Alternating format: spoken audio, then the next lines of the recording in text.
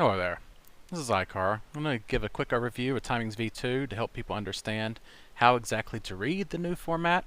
It's kind of been a very requested feature, people asking to downgrade to v1 just because they don't understand how to read v2, and I understand that. The UI is still in a lot of work to do. It definitely has more to do to be added to it. We're trying to improve it as much as we can, but you know, we got to deal with what we got right now, because the data it does have right now is 10,000 times more useful than v1. So we definitely encourage people to use v2. So first I want to go over an overview of Timings v1, just to kind of identify the key parts of what you really are interested in. So when you look at Timings v1, the first thing you're going to notice is your server load. This is represented from this column here, a full server tick. So I will commonly call full server tick FST. So if I say FST, I'm talking about full server tick.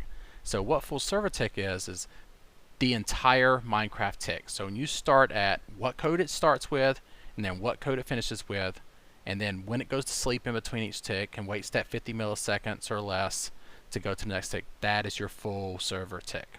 So what qualifies as lag is any time that you hit an FST that takes more than 50 milliseconds in a single run. So I got this random person's timings here who just linked in the Spigot channel. His FST is at 53. So that means he is running behind of 3.8 milliseconds every tick on average. So he may have had some ticks that were like 80 and then others that were 40, and it's averaging out to 53. But on average, he is suffering constant TPS loss. So that's kind of your most important column, just to understand what's your server's overall health. And then your percent total kind of shows you a look at the overall load, but here's the problem with Timings v1. There's some buggy data. I don't understand how FST would not be 100%. This is kind of why we suggest v2. I am aware that there are some missing parts of v1, which is what was fixed in v2. Stuff like some of the plugins actual events are not 100% tracked correctly. There was a few other bugs. It's been a few years since I worked on v2, so kind of don't remember exact details, but I can just guarantee you v1 has bugs. It is missing data, which they were all fixed in v2. So this, the fact that this doesn't equal 100% is like, why? And how is total? Actually, yeah, this point. So, and that's another point of v1. It's confusing. Like players or server administrators do not understand how this section relates to this section. So what you would generally do in a basic world is you would think, this is everything Minecraft that's not plugin related, and this is everything plugin related. You combine those together to get your server total. But what doesn't make sense is this should always add up to 100 if you're over, if you're lagging. But it's just not happening. So I'm not sure where this convenience there. I don't know what word I'm looking for. But disconnect. So there's a disconnect somewhere. I'm not too sure. But this is why we want to suggest v2. Let's get our data accurate. But so full server tick, your overall performance, and then percent tick kind of shows you on average that section of code is taking this amount of time. Now in the breakdown, we kind of say it's counted by other timings not included in total because your world entity tick, well, there's going to have plugin events in there. You really have to look at timing data as a tree. One timing event could have children that is also other timed events. So let's say on inventory move item, this event fires, it may do some behavior, say trigger block update. So you add an item to a chest inside of inventory move item through your plugin. Well, your plugin just triggered an update call. Well, that update call just triggered a block physics event in another plugin. So now one of these other plugins has got a block physics. That block physics may take 3 seconds. Well, because that took 3 seconds in this other plugin, that 3 seconds is counted towards WorldGuard. That's not desired, because now it looks like WorldGuard's lagging when it's actually some other plugin. Now you can somewhat figure that out by coming down here and finding this other block things, but unless you actually looked at a profiler, you would not know that. You would not know that world move item event or inventory move item event was lagging purely because of some other plugin was calling block physics event. So this is the problem with the way v1's data is represented, and we solved this with v2 by moving it to a tree view. So, like I said, the important column is that percent tick. You can see in this plugin right here, 71% tick. However, you got to look at here. This is a single task, and it calls average as 0.0 times per tick. So that means it doesn't run every tick. It runs every so often, but when it does run, it hurts. Here's the problem with that. Like, this overall shows you this would cause a spike. We're causing lag spikes anytime it's triggered. It's a good sign of that. However, if this code is dynamic in a way that 9 out of 10 calls do not cause lag, but that 10th call does cause lag, registered under the same timing, this percent tick average goes down. However, it could still be what is causing you those lag spikes, but your data has been diluted because of the averaging system. So this is just overall flaws the way we represented the data in V1. But, you know, it's still something you need to know. So let's look at V2 now. I don't know why I have that new tab open. Let's say this is kind of the closest comparison you're going to get to V1. We're going to start off with this all. This right here is a date slider. You can change this to change your time period, but for now, I accidentally triggered a refresh. But we're going to trigger the whole view. So you can see it is 2/8/16. I just triggered this today, 11:45 all the way to 12:18. In timings V1, your report is your entire window. If you don't reset, you're showing everything. V2, completely different system. Your window of your timings is capped to a certain threshold, and inside of your settings you can customize that. But by default, you're running on, I believe, a 5-minute interval. On my server, I've tweaked it to be a 3-minute interval, I believe. Let's see, that's 12:18, 12:17, 12:16. Okay, maybe. Or wait, sorry, that's the minute report. I'm not sure the exact interval. Let me test that real quick. It's 12:15, 12:18. Yeah, I'm on a 3-minute interval. Okay, so, but if you're looking at the V1 comparison, we're going to be what's called this all tab with the entire range selected. My server wasn't exactly losing TPS, but I'm going to go over a little bit of details here.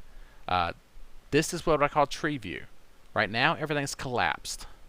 But if you expand tile tick entities, by clicking on it, this plus sign and minus is broken right now, but I will fix those soon. But you can do the same thing by just clicking on the row. As you see, you got a hand icon. Now you can click these and expand down. You can see full server tick. This is the same thing we see in V1. You can see total 100%. That's what we should have been seeing in V1. We got 100% now. So we got a little bit more realistic view of our data here. And then we have 71% of the tick. So that would correspond with FST percent tick. See, my server, I'm not lagging. I got 77%. It means I have plenty of room before I even ever start losing TPS on average. But even though we're not lagging, you still get a breakdown of where your lag is spent. So you go into here, look at this. We now can see Tile Entity Hopper. One of the children is my Empire plugin. So you can see that Tile Entity Hopper is capable of firing an event named Empire Block Listener with a drain event. And it's also capable of firing an inventory pickup item event. Now, when you get into this, you can see this didn't really send any time. None of these lines are colored. However, the one above it is colored. That's where you can kind of see the Hopper code itself is actually causing the lag. You can see that the plugin had no part of the lag, 0.3%. However, there's 19.25% in Hopper code. So generally what you want to do is, say we didn't expand. Say we had Tile Entity tick, 30% right here, right? Well, was that 30% the root code of Tile Entity tick's fault? Let's see. Well, now we got a 20%. So that means 20% of that 30% is purely to hoppers. If we then look, we have 1.46% of chest. So generally, you'll have all these add up to equal into that 30%. So when you want to know what is ultimately causing my lag, well, I can see hoppers inside of the town world are accounting for 20% of the entire server's time spent computing. You can't really call this lag because we're not actually lagging. That's 20% of the 100% which you look at 14% of the tick. So you see we're at 71%, but we're only using 14% of that 50 milliseconds that we're aiming for. So, you know, it's up to you if you consider 14% a lot. I don't consider that a lot in reality when you're looking in the grand scheme of things, so I'm classifying that as gray. You know, it's a sign to look at. You know, you're getting close, but it's okay. You're not going to get every single major section down into the 10% range. So we have it like that. If you come down and expand or close town, say we want to go into some of the lesser areas. Well, you can see some of these same names look familiar from what you would recognize in V1. The Wilderness Tracker, the Town Tracker. But now, instead of having to compare, well, this block is 7.4%, and this one's 3.6%, and then then you have some zeros. Now you have a 2% again. You kind of got to scroll through all of these to kind of see, well, what exactly is causing my lag? You might have one down here that's 10%, or like, look, this one hiding down here at 31%. You got to scroll down to find that stuff. But that's also showing. But when you look at the grand scheme of things, even though it used 31%, it doesn't trigger enough to actually cause a long-term TPS dip. But say you're having spikes. When you want to come down here and find out what's causing those spikes, finding those numbers is helpful. So like if you had just spikes every 5 minutes and you couldn't figure it out, you scroll down 75% of the page and you find something that says 7,000% tick. Well, there's your spike cause. But that requires a little bit more work to find that. But if you look in here, you can kind of sort everything to the entire server by how much impact it is having. And you want to know number one? Well, the number one impact is always going to be this first line. You expand that, and you can expand it more deeper and find out exactly where your lag is coming from. And so we have some overall decent numbers here to represent. Like I said, we want everything out at 100%. If your server is using 10 milliseconds out of the 50, this 50% represents 5 milliseconds. So we're totaling in seconds. Inside of V2, this data is not really that relevant anymore with total seconds. I might end up removing it just to remove useless data from the UI. Right now we're showing the seconds, just kind of, hey, here's your number that corresponds to what we used to report in V1. But you're ultimately caring about these percentages. But here's the interesting part. In V1, we always tell people to reset your data. Because we always want to get that window of the timings data to be only when it's lagging. In V2, we don't have that anymore. If you notice in this graph, we have dots all over the place. We have a time lapse. You can see these dots represent a point in time. Now you can see on my report here, I had this orange bar. Well, this orange bar represents TPS loss. You will notice that right here at the start, I had a pretty big hump of TPS loss. However, my TPS didn't take a dip. This is actually a data point in V2 that you just absolutely cannot see in V1. There is no equivalent in V1, but this is very interesting information to know. You can see we had 58%, but we only lost 0.8 or 0.7 TPS really. The reason that is Spigot has a feature called TPS Catch-Up that I implemented. I wrote the code for that. That say you have a 10 milliseconds lag, you hit 60 milliseconds on your tick, but your average is usually 30. So your average is 30. The server has 50 to work with. You have a 20 overlap. So if you had no lag, your server would then sleep 20 seconds. Well, if you have one tick that goes over 10 seconds or 10 milliseconds, and you have 20 left over, well, you just sleep 10 your next tick instead of 20. You've catched up. So you now had some lag, but you lost 0 TPS. So let's say you lagged 150 milliseconds instead of 50.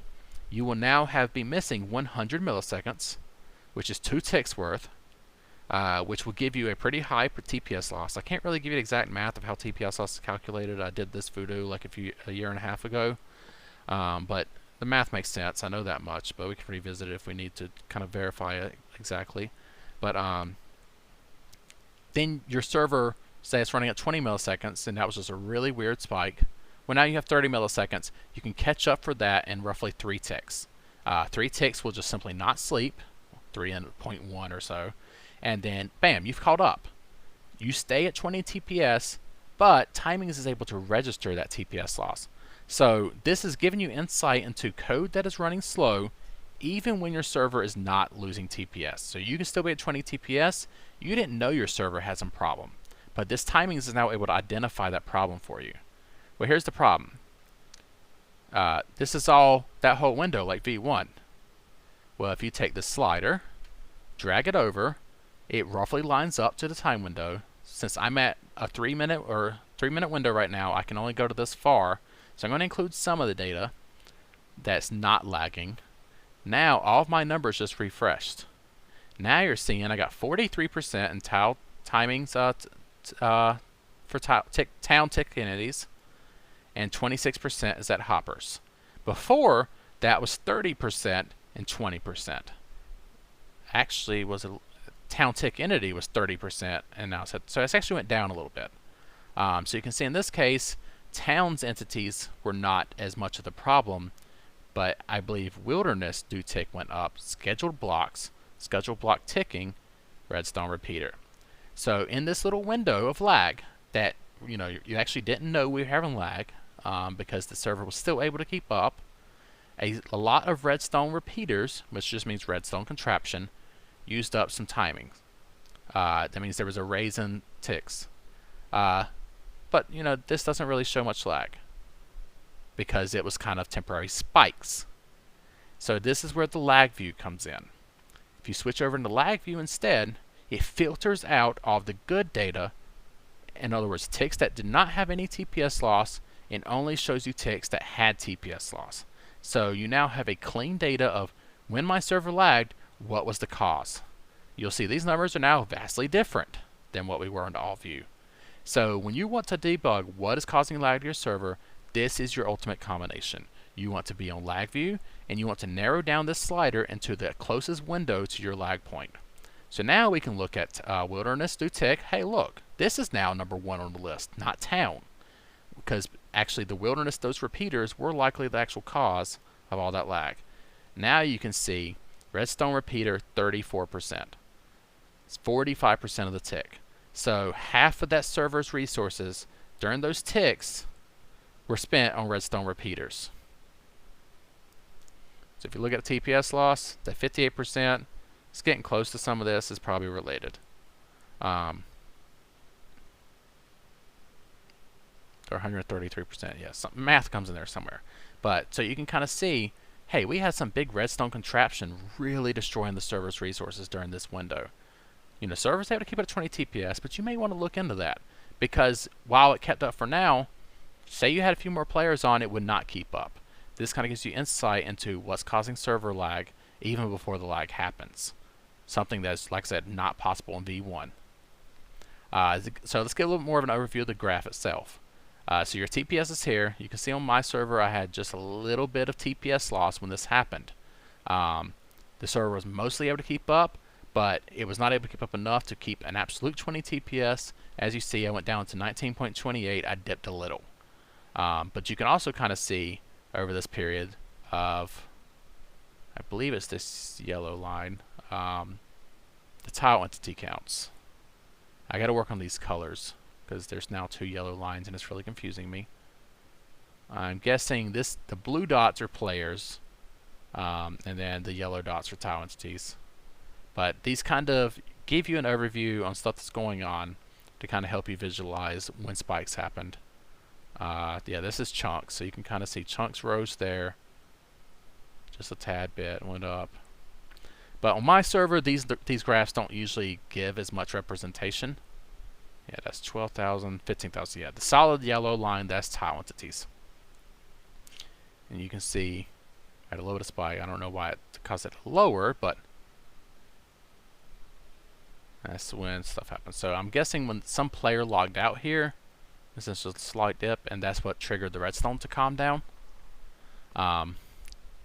But this gives you much more view into your data. So you can look at the graph, give you an overview on what was the current stats at that point of server. So these dots are what we call a minute report. They will run every minute of your server's window and give you an overview when it was there. But your data down here is running on your interval, which by default is 5 minutes, but you can configure that in your should be in spigot.yml. I don't think paper changed that. So if you're in Sponge, that will be in your Sponge config file, I believe. And paper spigot or paper, it will be in your spigot.yml file, because we kept it in spigot because it was intended to go into spigot, but I'm not sure if that's going to ever happen. But right now it's just paper and Sponge. But like I said, you can get that data view there. But so you can kind of just, like I said, the most important view is lag view, and then narrowing down into your window of where you see the big orange bar and where you see TPS drops. And then simply expand. Find that first item on the list, click it to expand it, click it, expand it, find something that makes sense. When you see that redstone repeater, that's a good point. Redstones are triggering your event. But you always want to expand the next level to make sure there's nothing big underneath it. You can see here, the only thing that's registering underneath is my plugin's event listener at 0%. It means my plugin is not the fault of the event. It is purely the Minecraft code that is causing it to run slow. So when you run into stuff like this, which is ultimately most of your cause, like plugins are usually not your culprit unless it's a bad plugin, which there are a lot of bad plugins, sadly. But a lot of times it's purely for the sake of somebody's got a giant redstone build, and you need to kind of ask them, hey, we got to calm this down. But like I said, you'll see pistons in here, other kind of stuff. Actually, I didn't even know water was a scheduled block.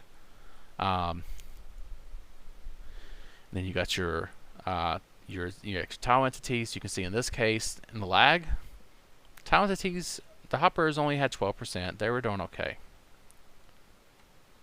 But your plugins will in general be down here. Like move listeners will be on the root node. But you generally do not want to blame a plugin until you find that plugin's event listener as the last thing on the list with a high number. I wish I could find a good comparison. And sometimes it'll say it's folded as a filter, but that means the children are so insignificant that it's not even worth showing, just to keep the data down. So generally some of these 0% should be registered as insignificant and not show up. But yeah, we'll filter out some insignificant data, just keep how much data on your screen down. Like all these I really shouldn't be showing. But I can find another person's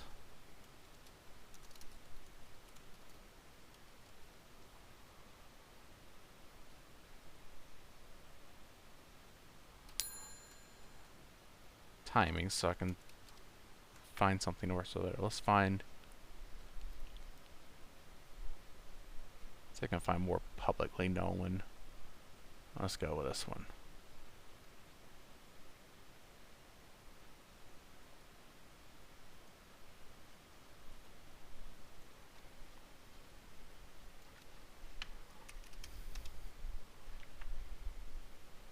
Well, I don't think they have much data. Oh, okay. So they didn't have much at all. Oh, that's actually a Sponge server. Dang it.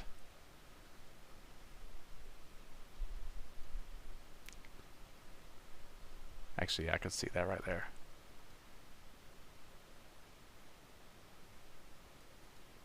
Yeah, Sponge does not have much implementation yet.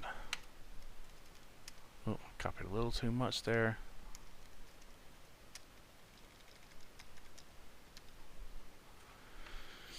Okay, I don't know who the servers this is, but this is a much better view for showing some different lag. So my server used pretty steady, so it's not a very good comparison for it.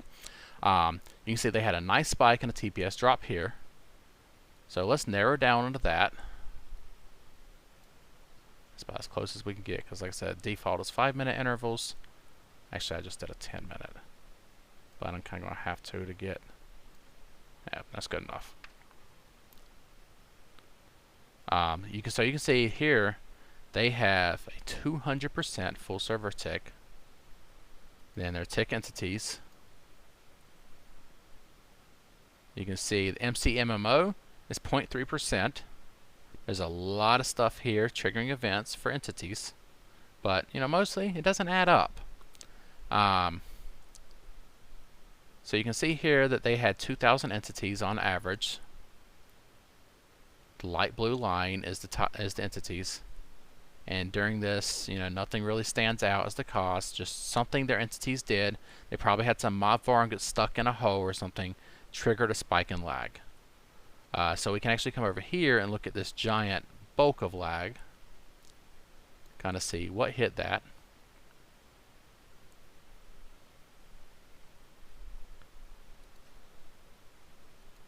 You see tile entities are not hurting them. So you see there's not much there. It's just purely what those mobs are doing.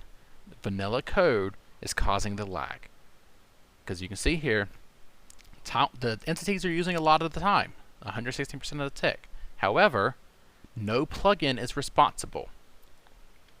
You cannot blame any of the children for the lag. So that purely means it's what the entities are doing.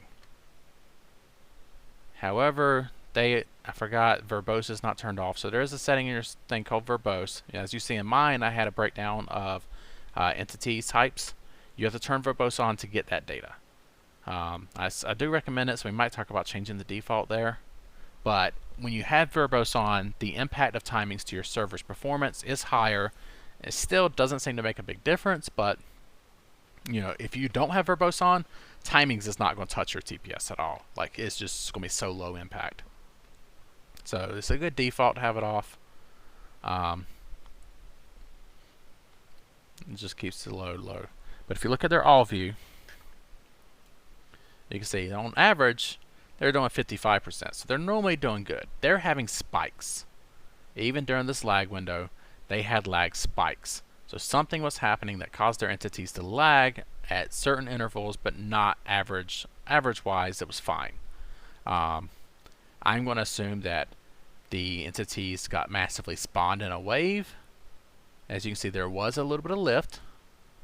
They went from 1,800 to 2,500. So something caused a massive amount of entities to spawn, and that caused a spike. And then the entities died. You can see the number started dropping here. They went down 400 entities, and the orange starts dropping. Then the entities went back up. The orange started going back up. You're going to see another dip right here, and it went down. However, it is staying steady. So maybe they spawn them in waves, and they finally spread out. Maybe there's a lot of collisions.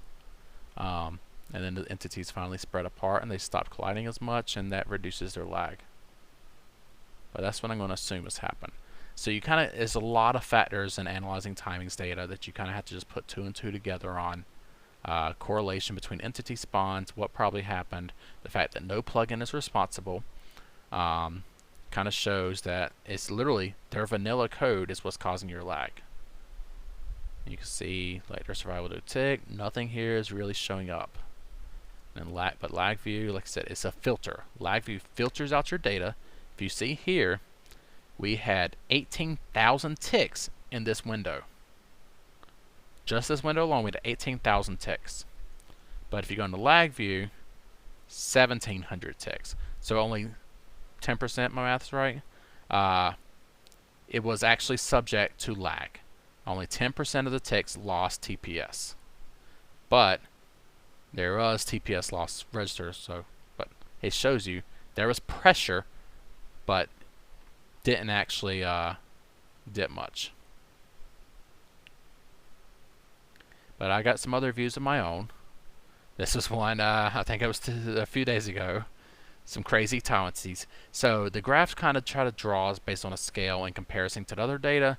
Sometimes it might be a little crazier than the others, depending on what your numbers currently are. This is a best guess in comparison from one data compared to another piece of data. You can see here, I actually had a little bit of a TPS drop. I went down at 18.6, 19.7, 18.3, all the way down to 15. So I actually lost and sustained loss for quite a while, all because of, holy crap, entities. I have never seen that many. So something went crazy, obviously, on this server. We had, on my server, entity activation range was created because I have so many entities. 7,000, that's kind of a normal range to see yet on our server, but it's something obviously happened here. There was 12,000, 12,000, It's 17,000, 21,000, 20,000, 21, almost 22,000. So yeah, as you said, there was a ton of entities. And this is overall what caused it. And if we dig, this is lag view. Let's go into all view. I'm interested in how much those entities and what kind of entities was going on. That's tile entities. So I'm actually curious. There's a lot of sheep, a lot of chickens, but during the lag,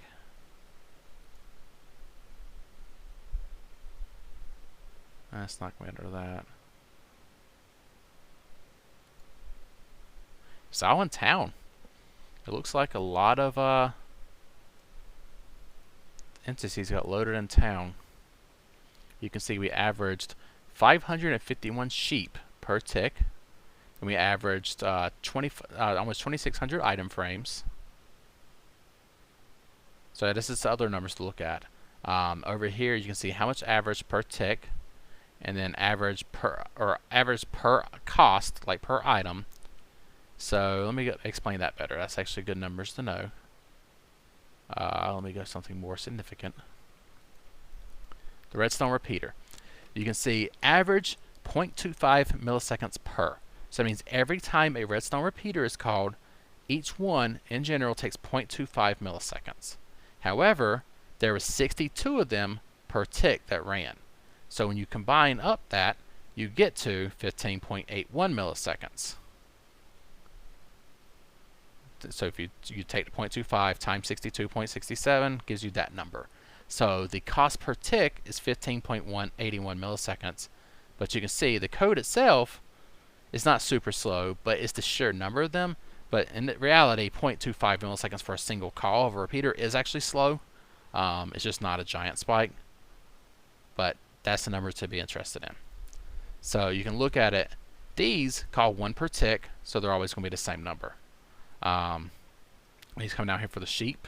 You see sheep take 0.0 is too small to register, but there's 551 of them, so I'd add it to 1.1 milliseconds.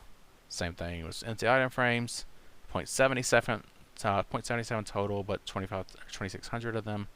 And you see right here, players, which players do a little bit more, was 0.03, but in 23 per tick is what we had on average. Is 23 players on during that window. Caused that. So that's a crazy window of spikes. Then we're going to go and look at this one. It's not what I thought it was, but okay. You can see we had an increase in tile entities, and as the tile entities increased, so did the orange. So you can kind of use all this data, use the graph to kind of help pinpoint what data you want to look at. So if you know you had a lag spike at 2 or 625, narrow it down to 625 on this graph. You should see your orange spike and your TPS loss and figure out what caused lag of that spike. So in V2, no more resetting. You should never use reset. If you want smaller windows than these 5 minutes that you can default select and 3 minutes on mine, you got to update your timing settings. However, if you notice in mine, here I have 5:55 to 6:30, giving me 35 minutes of window. In that other player or other servers, oh, that's V1. He has 1 hour's worth. So that's kind of the cutoff or trade-off. If you want fine-grained intervals for your data, so say you had just this tiny spike right here, and you only wanted to look in that, you kind of need a smaller window to narrow it down to only that tiny portion. If you have that 5-minute window, you see I can cut in the middle there, come way over here, but I can't really say give me only that little individual slice because the window is set to 5 minutes and the window just happened to cut in the middle of that spike inconveniently. So if you care more about granularity on seeing your windows, you can lower your interval setting. Let me see if I can find a example to look at.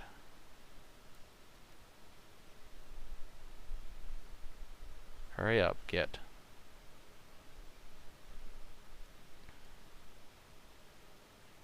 Why is that taking so long?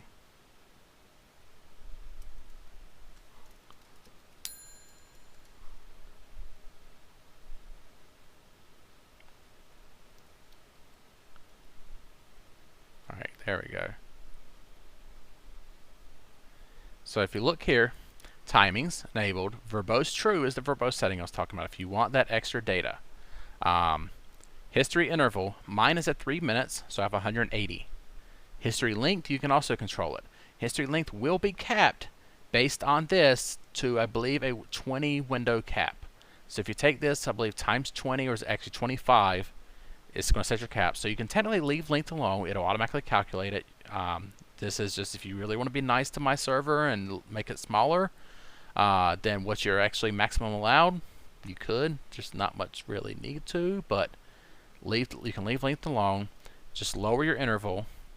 But the lower you lower your interval, say if you set it to 60 seconds, you're going to get a report every single minute.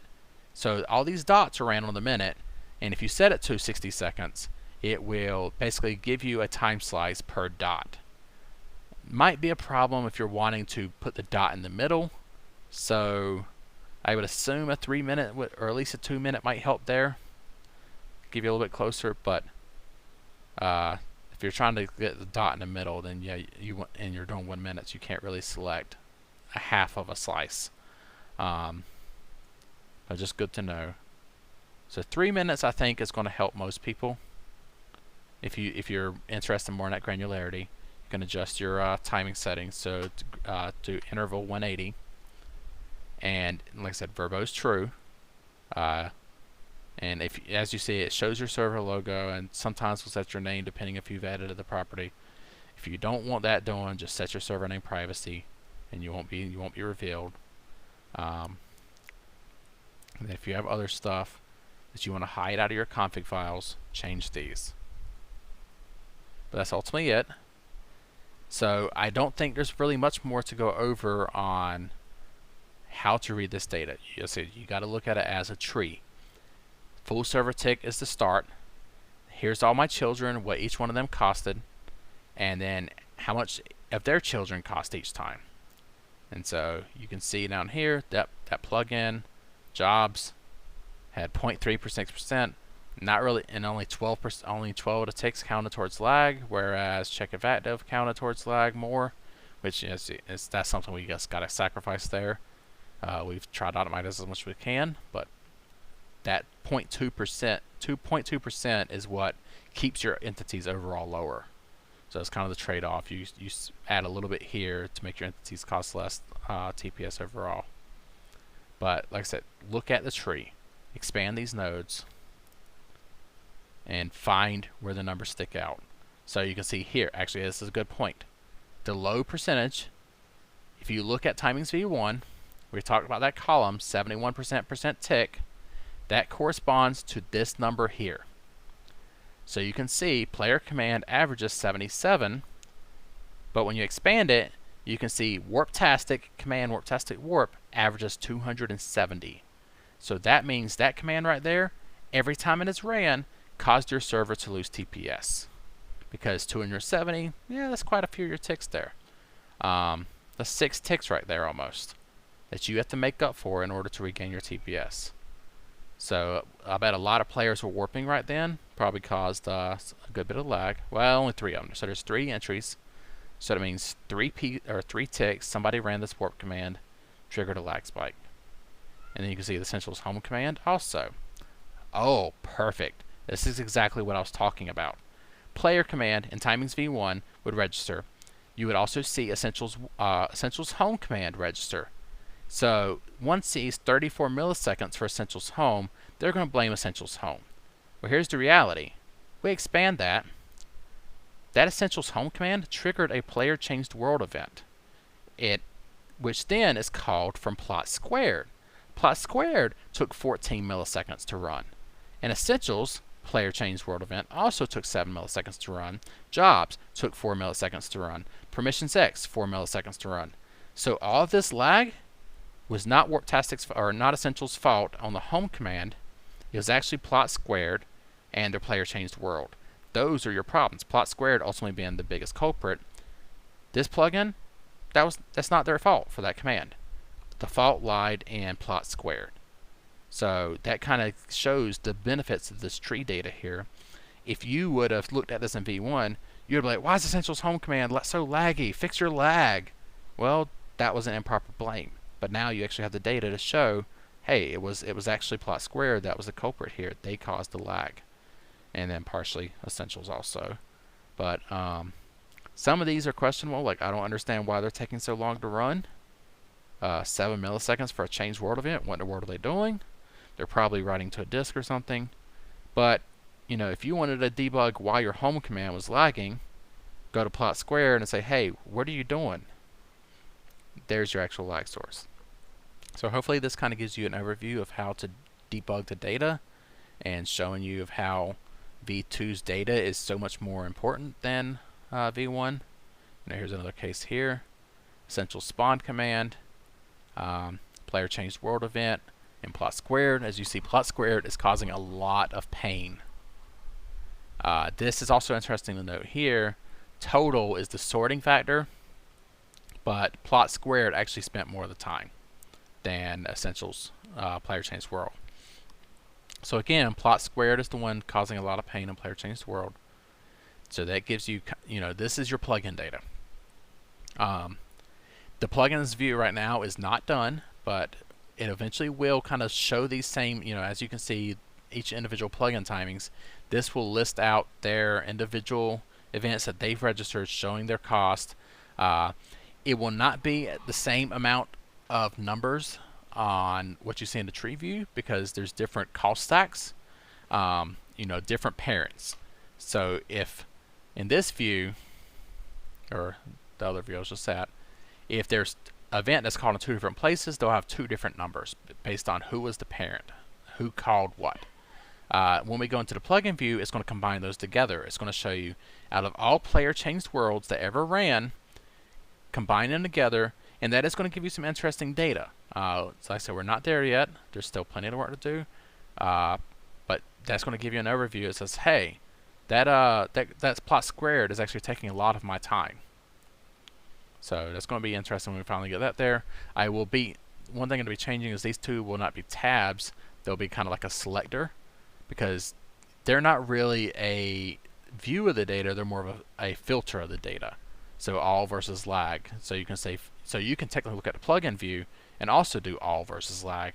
So instead of duplicating all the tabs, I'm going to kind of move those to be some kind of like on-off toggle of lag filter. And then let's say mini filter, so the stuff that's irrelevant, and another filter toggle for that. And then you can choose between tree view, plugin view, and all view might be re-brought back as a different subject, but we haven't figured that out yet. But that kind of gives you an overview on what's going to happen. So when you see lag view and all view go away, fundamentally they'll still be the same. You'll just have a little toggle switch, and you'll have a tree view for what you see here, and then the plugin view, and then you can kind of say, do I want to see it in lag version or do I want to see it in all version? And like I said, in all version, your percentages and averages are going to go down, so it kind of masks the lag source. But in lag view, it only shows you what lagged. So it filters out all the good data, shows you the bad data, as in the bad stuff that you want to fix, and what actually caused you lag. No timings reset required. So if you have any questions, please join either the iCar channel or the Paper Spigot channel on Spigot's network, and I will answer your questions as best as I can. Hopefully this will give enough people an understanding of what's going on, and they can help me answer questions too. But if not, please let me know what you're stumbling on, and we can try to do some follow-up and add some FAQs. I'm going to add this video somewhere like up here. It says learn about timings v2, maybe over here, I don't know yet. I'm going to add this video somewhere on here to kind of give people access to learn this, and then we'll also have some FAQ pages, kind of, commonly asked questions if anything comes up after this video. I probably won't do another video. We'll just do any follow-up questions on some kind of help page. Good luck.